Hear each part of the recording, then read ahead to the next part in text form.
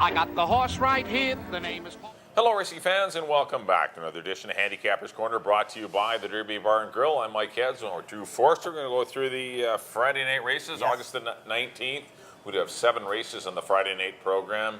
And, of course, we do have a big Sea to Sky Pick 6 carryover that continues to grow. Keeps getting carried over. We're north of 130,000, so as we were just saying, you could comfortably say we're going to be in the 150 It's going to be 150, you're going to win it. So. Yeah. Absolutely, and our Friday night crowds have been great so far. I've really enjoyed the Friday nights live so far this year. We're doing good on-track handle, we're getting great crowds, and obviously the Sea to Sky Pick 6 is not hurting at all. And a good card of 7 races they put together for the Friday night card, starting at 7 o'clock. First post time actually 7:05 on Friday night. The first is a $16,000 claimant event, non-winners of 3 lifetime, for older boys going 6.5 furlongs. And I went to actually one that isn't an older boy, a 3-year-old in here, Rock Concert. First time in his life he's running for a price after showing so much promise as a 2-year-old last year, winning breakers maiden by 10 lengths. That race 2 back in that optional 25, he gets beat by Crushing Candy and Dashing Dawn going 6 furlongs. Then he tried going long. Race. That wasn't good for him. Now he goes back short. Should be the speed of the speed. I went to Rock Concert to win it over PS Diamond Cutter. Is probably going to be your favorite. He looks to be a handful in here. Just won this condition. He's still eligible because that was only his 2nd win. He's still got the non-3, so he's right back in here. Got a nice stalking style in a race. It looks like there could be some gas with Gray Marks a spot. Cowboy Phil's quick. I took Rock Concert. He's quick. Interesting to see how it sets up. I put PS Diamond Cutter 2nd. And Merlot, who's knocking on the door in these constantly. Yeah. A lot of 2nds and 3rds in this race, which he's run pretty much every time this year. But now he moves to the leading rider, Richard Hamill, and that could try and get him over the hump. I went 3, 1, and 6. Yeah, I like the 1, PS Diamond Cutter. I think the race is going to set up perfectly for him. Rock Concert goes, Cowboy Phil goes, Gray Marks the Spot goes. And I just think PS Diamond Cutter is going to get a great pace to run at. He's the young horse that's improving. He's getting it together. He's a big, clumsy-looking horse. If you saw him in the paddock, you can see why it's taken 5 or 6 races for him to get everything together, get him rolling, and he's rolling now. He ran really well the other day, and I got to follow him back. I got to go PS Diamond Cutter to defeat Merlot, who continues to burn a bunch of money. Actually, the horse was only 5 to 1 last time. Got up almost 6 to 1 last time. He continues to burn money, but he's going to win a 2nd race soon, or 3rd race. But Merlot for 2nd, I put the 2-horse Slicker Along. Well, I think it was another one that will take advantage of a fast-paced scenario. I just left all the speed horses out: Rock Concert, Cowboy Phil, and Gray Marks the Spot, and I went with the other 3. I went 1, 6, and 2 in the Friday night opener on to race number 2. We have some $4,000 fillies and mares here. Non-winners of 2 lifetime, going a mile on the 16th. I ended up on the 2, Touch of Green. I think this filly looks really good in this spot. Looks like she's been crying out to go long. I know she's just a cheaper end filly, but still, she showed her superiority last time, winning. And it had to overcome some adversity and still ended up winning. So I want to follow her back at a mile on the 16th. I know she can be the favorite, but I still like her to win. I put the 6-horse Leading Lady and the 3-horse Storm Cruiser, who have had a lot of chances in behind her, but they've been running well. They're in good form too. Yeah. But I think Touch of Green is your horse in here. I went 2, 6, 3. I agree. I really like Touch of Green. She was running it much higher throughout the year. Took the drop down to 4,000. Did it fairly comfortably, and there's no reason why she can't progress into a 4 and on 2. So I got her on top. Put Storm Cruise in the 2nd spot. Ran a big race. Only gets beat a half by Rio Hana. And that was a non-3. Yeah. Now she gets back to a non-2. And that was going long as well. So now her 2nd start going long. She gets to get back into a condition that's more to her liking. And I put B, a whole auger. Rob Maben's horse has been running very well. And this is another filly that had to run a non-3 last time, that same race with Rio Hana. She only gets beat 2 lengths. Figures to be tougher in a non-2 event. I went 2, 3, and 1 in the 2nd. The race it does actually kick off the Sea to Sky Pick 6. It's to go about 7:30. So get those Sea to Sky Pick 6 wagers in about 7:30. Yeah. Second race is a filly mare, maiden 4,000, going a mile on 16th, field of 7 here. I went to the one that just ran behind Touch of Green. That's what's great. You got Touch of Green running the race right before. She comes back and runs a big race. Flaming Youth stands out in this race because Touch of Green only beat her by a half. Those were the 2 big droppers. We both liked them that day. We liked Touch of Green with Flaming Youth. No newcomers. If she can route, she wins. She should win. If she can and go she a mile, figures that I don't know she if should be able can to go a mile route. 16, but if she can route, she wins. She wins. Well, that's the only new Right. addition here is the distance. Right. But there were two big droppers last time. She'd have won the race, except Touch of Green came down with her and beat her. Flaming Youth, for me, stands out. Up at Go-Go Eileen in the second spot, as I mentioned, Rob Maven's horse has been running very good. Only got beat 2 starts back, only gets beat 3/4 lengths. Running against the boys, she ran into a big drop that day, Oski. Didn't get the best of rides last time. It was a brutal trip. It was a brutal trip. Like Richard was out with 4 wide with Whippoorwill Song. This thing was 5 wide, and these He moved her early and went up like 5 wide. Be 4 or 5 The first wide. time, going in the second turn, going a mile and 16. There's 2 brilliant She comes rides. out 5 wide. It was a very questionable move. She's got to be tough right back. I like Go-Go Eileen second. And on camera, who looked like a winner in the last race, made a nice move to take the lead until Ziggy Meister absolutely ran by her like she was standing still to win by 2. But on camera, did look like a winner for under David Lopez. That was his first start on her. He knows her a little bit better now. I'm going back with her in the third spot. 4-6-2 for me. Yeah, I agree with Flaming Youth. If this horse can route, it wins. There's not a lot to add in this race. These are mares that are kind of stuck in this little category here. Go-Go Eileen had a brutal trip, and so did Whippoorwill Song. They were out duking it for whatever reason. You think it was a stake race, the way they were riding each other past the stands Just the first trying to time. get each other You think beat. These horses can barely go along, and they're out there ding-donging and killing each other 4 and 5 wide. So those 2 fillies are better than their form shows, the 6 Go-Go Eileen and the 5 Whippoorwill Song. So I went 4-6-5, but Flaming Youth for me Yeah. in the third. On the fourth race, made $8,000 fillies and mares, going 6.5 furlongs. The 2 Velvet Rose obviously stands out on paper. Yes.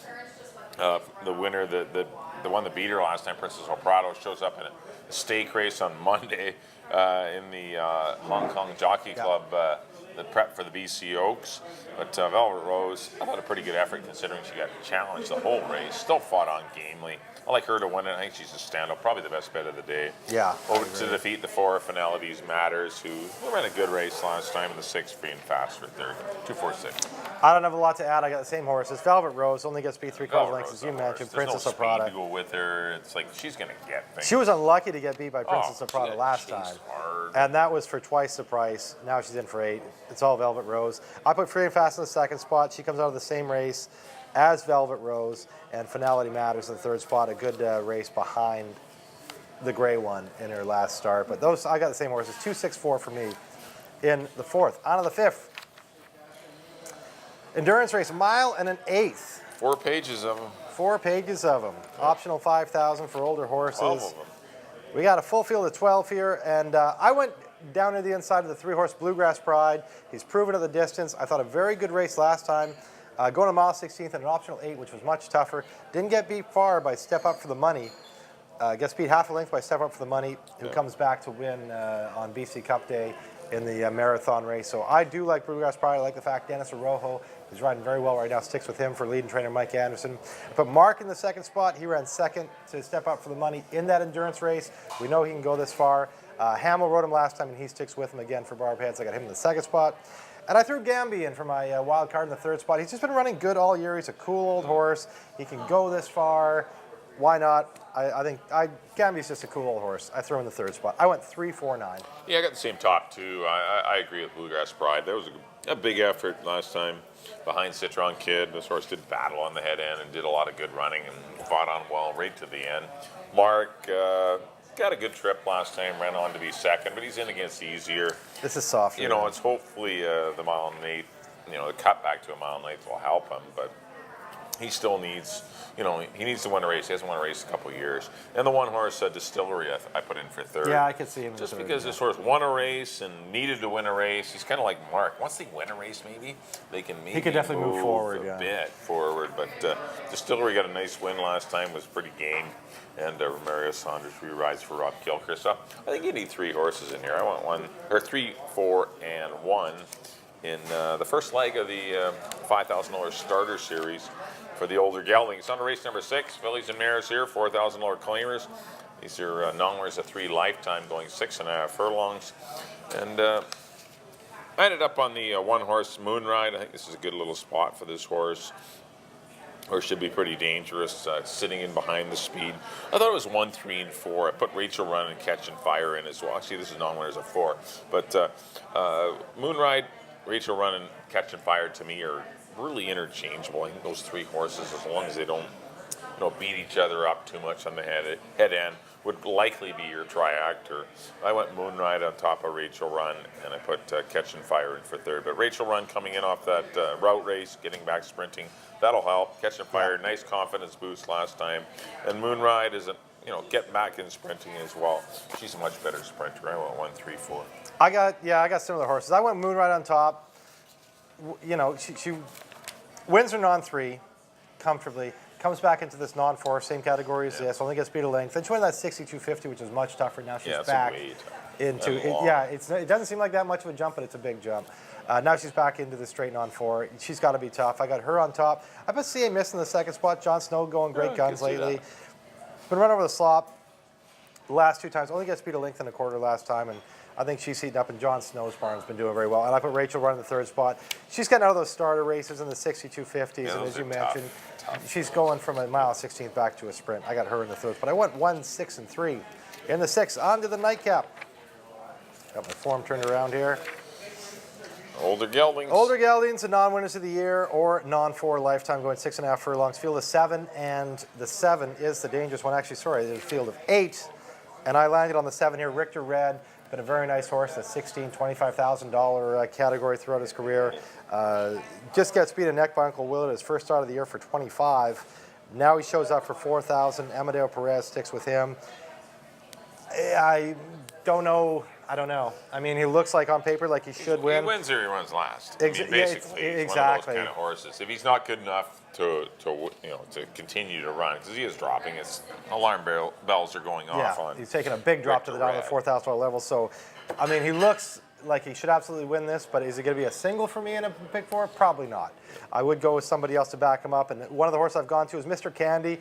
Looked very comfortable winning a non-3 last time. He had a couple bad trips before that. Finally had a nice easy trip, got on the head end, and won fairly comfortably under Richard Hamill, and he sticks with him for Mike Anderson.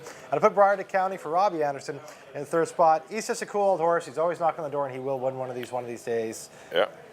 I got him in the third spot. He's forwardly placed. I went 7, 2, and 8. Yeah, I agree. Richter Red's the horse to beat. He's got to be. It's hard to go off. You can't not pick him. Okay, if you take Richter Red right out of the race, now where do you go? If Richter Red doesn't show up, where do we go? I went to the 3 London for second. He blew out in 22 and 1. Hopefully there's something left for the race on Friday, but he blew out in 22 and 1 this morning. And I'm hoping they just hold him in reserve and make one run. Yeah. Because there is speed. That's when he runs Swiss his best, Arrogant, right? Mr. Candy, Najran Breeze showed speed. Richter Red's going. Even Briarton County likes to be near the lead. I just think if you're going to win the race, if there's any shot of winning this race, you have to not use any horse early and make one run. And hopefully London can do that. I put him in for second, because he has done it in the past. Yeah. His best races are when he closes at horses, not when he's near the pigs. And I put the 2 horse, Mr. Candy, in for third. He's a pretty honest horse that's got some back class to him. I know he's down in the, he just finished got to winning. win, and he a little confidence boost. But I went 7, 3, and 2 to close out the Friday night program. That'll do it for our analysis of the Friday night races at Hastings Racecourse. Next up on screen will be a quick recap of our selections. Back in race number 1, I went to the 1 PS Diamond Cutter, 1, 6, and 2 for me in the Friday night opener. Once again, starting at 7 o'clock. Race number 2, went to the 2, Touch of Green, 2, 6, 3. Race number 3, the 4, Flaming Youth, over the 6, Go-Go Eileen, and the 5, Whippoorwill Song. And I think all 3 of those horses are very interchangeable. Race number 4, the start of the late pick 4, I went to the 2, Velvet Rose. Probably the best bet of the day, I think. 2, 4, 6 for me in the 4th. Race number 5, I went to the 3, Bluegrass Pride, over the 4, Mark, and the 1, Distillery. Race number 6, number 1, Moonride, back sprinting. I think she's got a great chance. Went 1, 3, and 4 in the 6th. And the 7th and final, another heavy favorite, 7, Richter Red, 7, 3, 2 for me. Now on to Drew. There we go. Back in the 1st, I went to the 3, Rock Concert, over the 1 and the 6. In the 2nd, I agree with Mike on number 2, Touch of Green, over the 3 and the 1. In the 3rd, Flaming Youth, number 4, over the 6 and the 2. In the 4th, number 2, Velvet Rose, over the 6 and the 4. In the 5th, I went to the 3, Bluegrass Pride, over the 4 and the 9.